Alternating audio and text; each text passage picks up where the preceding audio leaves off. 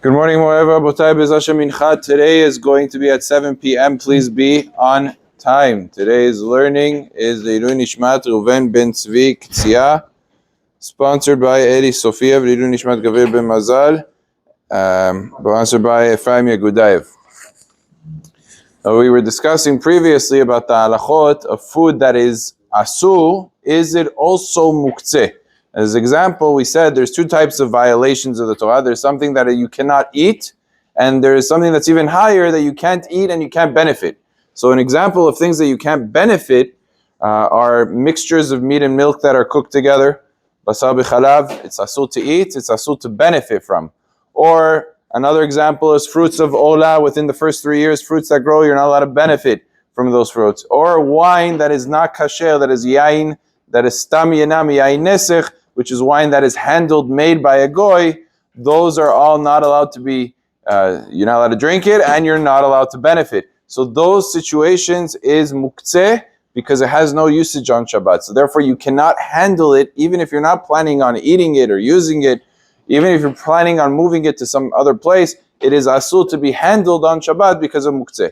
However, things that are only asur to eat, meaning, what's an example? Something that's not kasher. You go to a local grocery store, and it's not a kosher grocery store, and you buy meat. So the meat is not kasher, but it's not prohibited in benefit. Meaning to say that if I want to buy that meat and give it to my animal, my dog, I'm allowed to do that. There's nothing asur.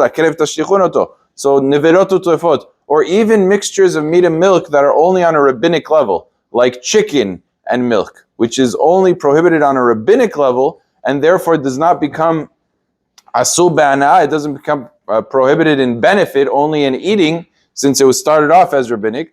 So those types of cases, one would be allowed to handle it on Shabbat, because it does have a usage. You could give it to a pet, you could give it to an animal, and therefore it has a permitted usage, and it is permitted to be handled. So this is actually a very common example. A lot of times people buy for their dogs dog food. And one of the things that people fail to sometimes realize is, okay, it doesn't have to be kasher, which is technically true. You don't have to have kasher dog food. The dog food only on Pesach is really a question, but you don't have to have kasher. But the one thing people don't watch out for is sometimes there are companies that mix in meat and milk in the food.